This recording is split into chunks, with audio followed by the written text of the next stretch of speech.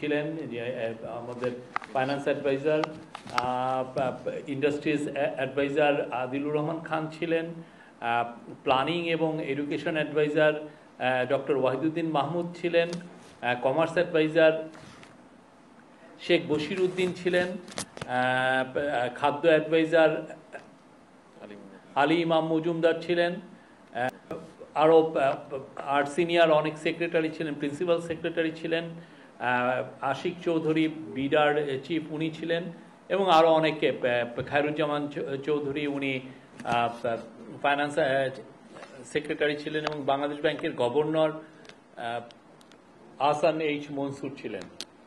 তো সেখানে অনেকগুলো বাংলাদেশের অর্থনীতি এখন কি অবস্থায় আছে এবং সামনে যে আমরা কি কি মেজার নিলে, কি কি রিফর্ম নিলে এই আমরা গ্রোথকে এক্সিলারেট করতে পারবো এবং জব আরো কত বেশি জব তৈরি করা যায় সে বিষয় আছে। তো সেই জন্য আসলে অনেকগুলো বিষয়ে কথা হয়েছে। তার মধ্যে ইম্পর্টেন্ট একটা ডিসিশন ছিল যে সরকারের প্রত্যেক স্তরে ডিসিশন মেকিং এ ই ফাইলিং চালু করার সিদ্ধান্ত হয়েছে। এটা শুধুমাত্র দেখা যাচ্ছে যে এখন যেমন বিডাতে ই ফাইলিং আছে, কিন্তু অন্যান্য অনেক গভর্নমেন্টের মন্ত্রণালয়ে বা এজেন্সিতে দেখা যাচ্ছে ই ফাইলিং নাই। তো সেক্ষেত্রে যেটা হয় যে আপনি হয়তোবা ই ফাইলিং এর মধ্যে একটা ইমেল করলেন একটা ডিসিশন বা ইন্টারনেটের মাধ্যমে পাঠালেন, কিন্তু দেখা যাচ্ছে যে আরেক জায়গায় পুরো বিষয়টা হচ্ছে ম্যানুয়ালি। তো যেটা এর ফলে যে হয় যে গভর্নমেন্টের ডিসিশন মেকিং প্রসেসটা একটু স্লো হয়ে যায়। তো এই জায়গাটা কিভাবে এক্সিলারেট করা যায় এবং কোন ধরনের ফাইল যেন ম্যানুয়ালি না মুভ করে, সেই জায়গাটা আমরা কত দ্রুত উত্তর করতে পারি, কত দ্রুত এটা চালু করা যায়, এ বিষয়ে চিফ অ্যাডভাইজার মহোদয় আজকে নির্দেশনা দিয়েছেন। এটার মূল কারণ হচ্ছে যাতে কোঅর্ডিনেশনটা ইজি হয় এবং গভর্নমেন্টের যে কাজগুলোতে সেটা প্রজেক্ট টেকিং হোক আর অন্যান্য ডিসিশন মেকিং হয়, এই যে কোনো রেগুলেটরি ওয়ার্ক হোক, এই কাজগুলো যেন খুব দ্রুত করা যায়। এটার ফলে যেটা হয় যে এবং এর ফলে ই ফাইলিং এর পরে আর একটা বড় সুবিধা হচ্ছে যে এর ফলে অন্যান্য দেশের এক্সাম্পলে দেখা গেছে যে করাপশন খুব কমে আসে, একদম মিনিমামে এসে পড়ে অন্যান্য দেশের এক্সপিরিয়েন্স। এখানে অনেকগুলো আলাপ হয়, যেমন ইউরোপিয়ান ইউনিয়ন আমাদেরকে জানিয়েছে যে তারা কিভাবে এস্তোনিয়াতে করাপশন মুক্ত হয়েছে। এস্তোনিয়ায় কিভাবে করাপশন মুক্ত হয়েছে সেইটার তারা তাদের এক্সাম্পলটা এবং তাদের যে স্টোরিটা তারা কিভাবে করলো সেটা বাংলাদেশের সাথে শেয়ার করতে চেয়েছে এবং আমরা আমাদের ইন্টারেস্টটা শো করেছি। ওইখানে অনেকগুলো ডিসিশন এসছে। আর একটা বড় একটা বিষয় নিয়ে আলাপ হয়েছে, সেটা হচ্ছে যে থার্ড পার্টি দিয়ে আমাদের বড় বড় প্রজেক্টগুলোকে ইভালুয়েট করা। যেটা ধরেন আমাদের যে একটা অবজারভেশন ছিল যে বাংলাদেশে যতগুলো প্রজেক্ট নেওয়া হয়েছে এই গত 15 বছরে প্রত্যেকটারই অ্যাবাউট 70% হাই। আমি আপনাকে পড়ে শোনাই এখানে।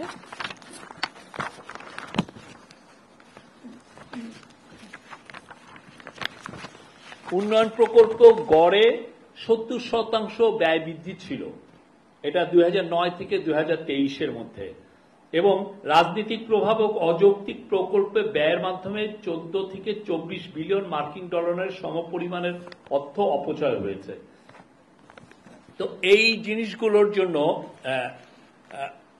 মানে যাতে থার্ড পার্টি ইভালুয়েশন করা যায়, এটার ফলে একটা দেখা গেছে যে আমরা একটা মেট্রো প্রজেক্টে, মেট্রো রেলের আর একটা অংশের প্রজেক্টের ইভালুয়েট করেছে, কস্ট ইভালুয়েট করেছে, যেটা আগের থেকে কস্ট ছিল, ওরা আগের গভর্নমেন্টের সময় ওরা কস্টিংটা করেছিল, ওইটা এডিবির দ্বারা এটা যখন ইভালুয়েট করা হয়েছে দেখা গেছে যে একটা না, এটা 5.2 বিলিয়ন ডলারের প্রজেক্ট ছিল।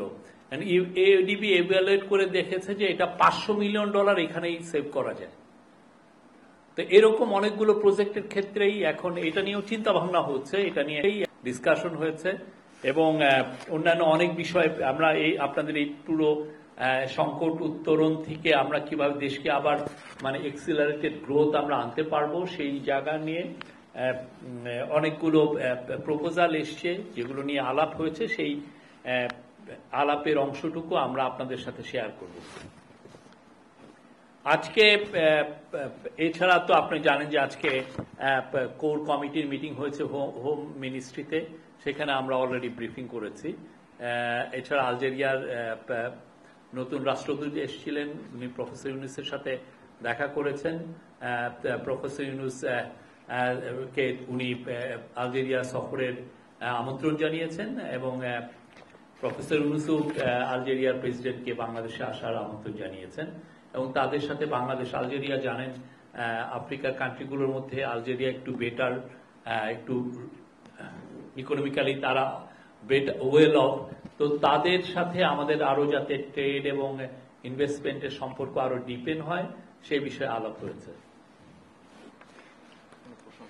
এনি প্রশ্ন থাকলে আপনারা বলতে পারেন।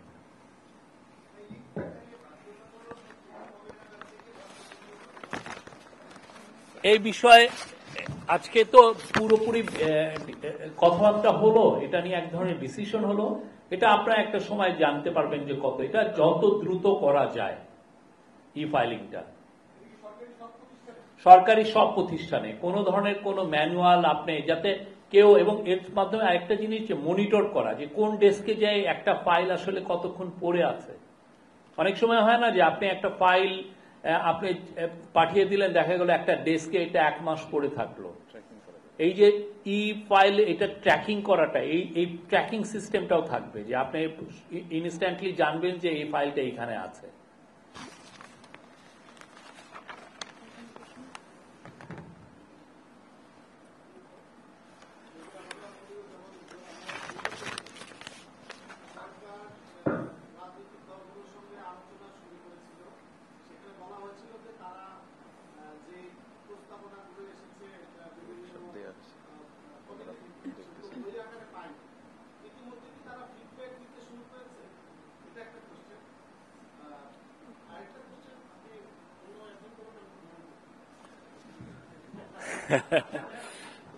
আমাদের তরফ থেকে যে কনসেনসাস কমিশন যেটা করা হয়েছে ইন্টারিম গভর্নমেন্টের চিফ অ্যাডভাইজারের নেতৃত্বে, কনসেনসাস কমিশনের তরফ থেকে আমি যতটুকু জানি সেটা হচ্ছে যে সবার কাছে এই হার্ড কপিগুলো গিয়েছে রিপোর্টের। ওনারা তো আপনি জানেন লাস্ট মিটিংয়ে ওনারা হার্ড কপিগুলো চাচ্ছিলেন, তো আমরা ইন্টারিম গভর্নমেন্টের কনসেনসাস কমিশন সবার কাছে হার্ড কপি পাঠিয়ে দিয়েছে। এখন ওরা পুরো চিলচোরা বিশ্লেষণ করছেন এই রিফর্মের রিপোর্টগুলো। এই রিপোর্টগুলো বিশ্লেষণ করে তারা তখন আমাদের কনসেনসাস কমিশনকে তাদের ফিডব্যাকটা জানাবেন।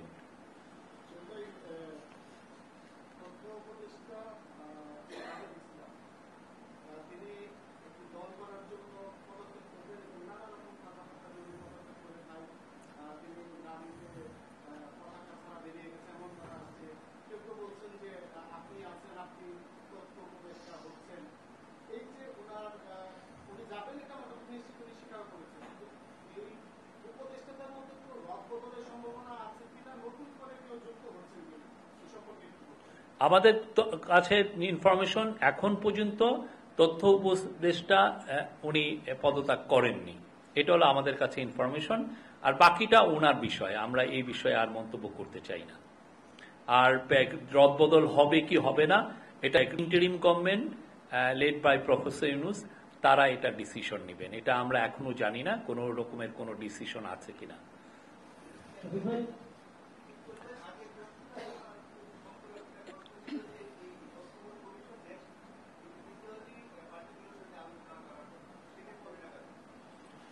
এটা আপনারা খুব শীঘ্রই জানতে পারবেন। কনসেনসাস কমিশন সবার আগে সবার থেকে ফিডব্যাক পেয়ে নিক, আমার মনে হয় আপনাদেরকে তারা জানাবেন।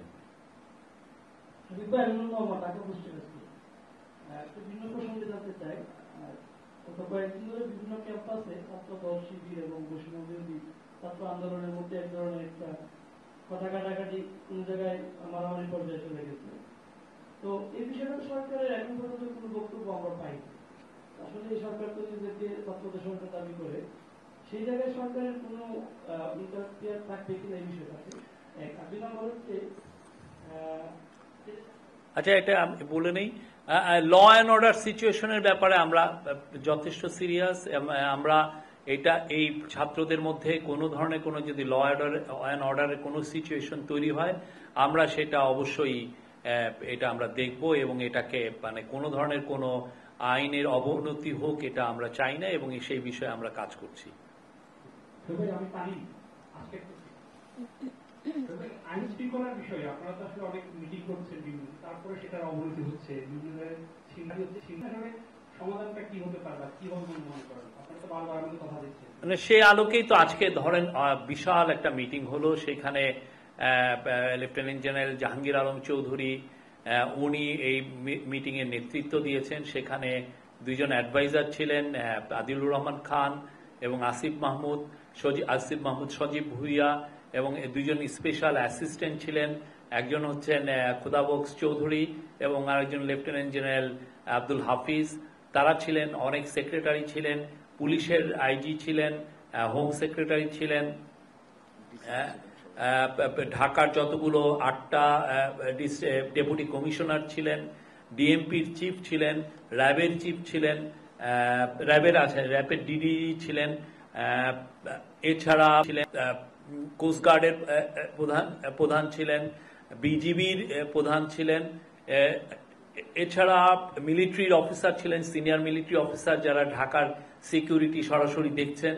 তো সবাই মিলে তো আজকে এই নিয়ে আলাপ হয়েছে এবং এটা নিয়ে আমি জেনারেল জাহাঙ্গীর এবং আমি দুজনই সাংবাদিকদের সাথে কথা বলেছি। আমাদের আজকে রাতের থেকেই কম্বাইন্ড প্যাট্রোল শুরু হওয়ার কথা এবং আমরা আশা করছি যে এর ফলে শহরের এবং শহরের বাইরে, ঢাকা শহর এবং ঢাকা শহরের বাইরে আইন শৃঙ্খলা পরিস্থিতি আরো ইমপ্রুভ করবে।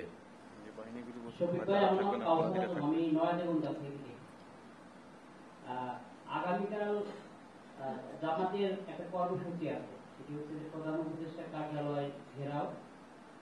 তাদের একজন সাবেক শীর্ষ নেতা একে মাঝহারের মুক্তির দাবিতে, আপনারা জানেন এর আগে জামাতের আমির ঘোষণা দিয়েছিলেন যে তাকে মুক্তি না দেওয়া হলে তিনি নিজে মানে সরাসরি জেলে যেতে ইচ্ছুক, একটা ঘোষণা দিয়েছিলেন। এই ব্যাপারে সরকারের আসলে অবস্থানটা কি বক্তব্য? আমরা প্রোটেস্ট করার রাইট সমস্ত পলিটিক্যাল পার্টির আছে, ওনারা প্রোটেস্ট করছেন। আমরা চাই যে এই প্রোটেস্টটা নিয়মতান্ত্রিক ভাবে হোক, এটা বাংলাদেশে এর কারণে যাতে ল অ্যান্ড অর্ডার সিচুয়েশন অবনতি না হয় সেটা আমরা চাই। আর ওনার বিষয়ে যেটা হচ্ছে সেটা জামাতের যিনি লিডার সেটা আমরা বলতে পারি এটা কোর্টের এখতিয়ার, কোর্ট এটা ডিসিশন নেবেন এবং যা হবে কোর্টের জুডিশিয়াল এটা একটা ডিসিশনের বিষয়, তাদের বিষয় এটা তারাই দেখবেন।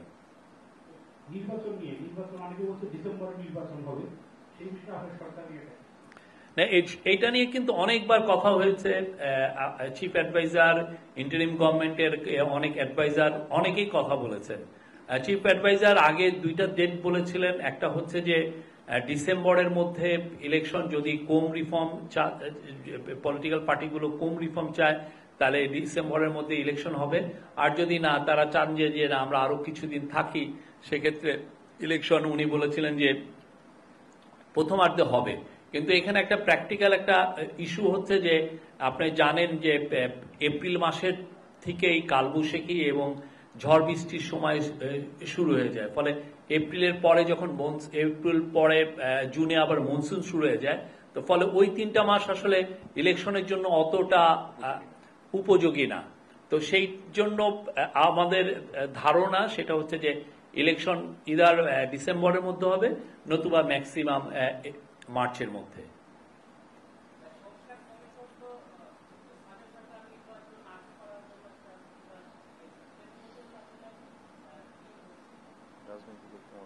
সরি, আবার একটু বলবেন?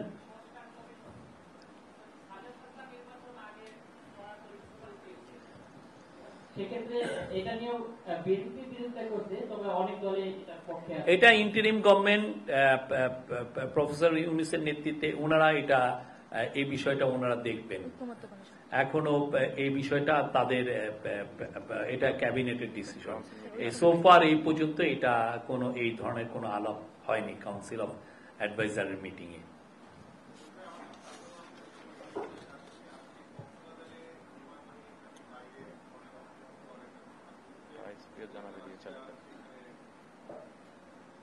এলাকাবাসীরা সেখানে এক ধরনের ডেমনস্ট্রেশন করছিল, গুলিতে একজন নিহত হওয়ার ঘটনাও ঘটেছে। এটা কি আসলে সরকার কোন ধরনের এটার বিষয়ে লুক আফটার করছে কিনা, নাকি সশস্ত্র বাহিনীর হাতে? না, এটা আইএসপিআর তো এটা নিয়ে আমার মনে হয় দুইটা স্টেটমেন্ট দিয়েছে, আপনারা দেখেছেন, সেখানে বিস্তারিত বর্ণনা আছে। আর বাকি আপনারা জানতে চাইলে কক্সবাজার পুলিশ আছে, তাদের সাথে কথা বলতে পারেন।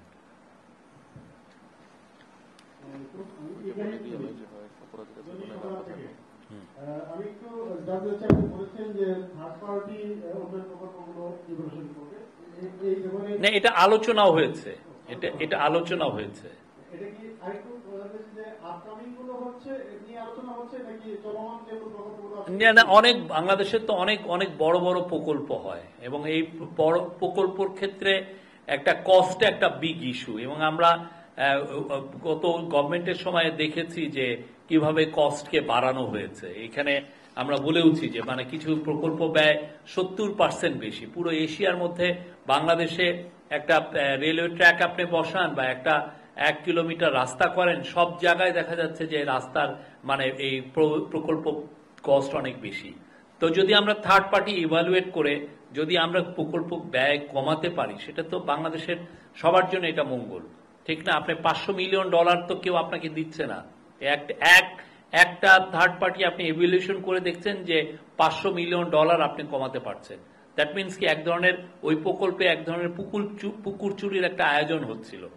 তো সেই জায়গায় এই ইন্টারিম গভর্নমেন্টের ডিসিশন হচ্ছে যে বড় বড় প্রকল্প যেটা সত্যিকার অর্থে এটার কস্টটা পুরো পুঙ্খানুপুঙ্খভাবে এটা নিরূপণ করা উচিত, সেগুলোর ক্ষেত্রে থার্ড পার্টি যদি কারো কাছ থেকে দিয়ে কোনো এটা কাউকে দিয়ে যদি এটা ইভালুয়েট করানো যায়, সেক্ষেত্রে অনেক ক্ষেত্রে হয়তো বা কস্টটা কমে আসবে।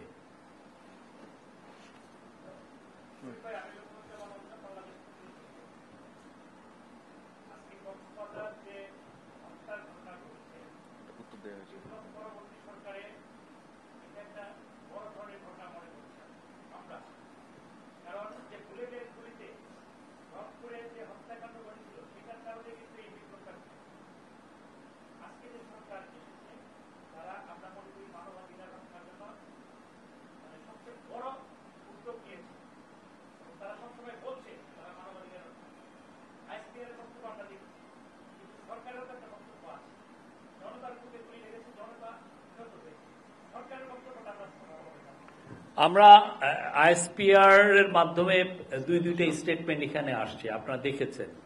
এটা একটা ল অ্যান্ড অর্ডার সিচুয়েশন ছিল, সেই সময় এই ঘটনাটা ঘটেছে। আর এইখানে যে কোনো মৃত্যুর ক্ষেত্রে যেটা হয় যে ওইটা ইনভেস্টিগেট করা হয়, এটা ইনভেস্টিগেট করা হবে।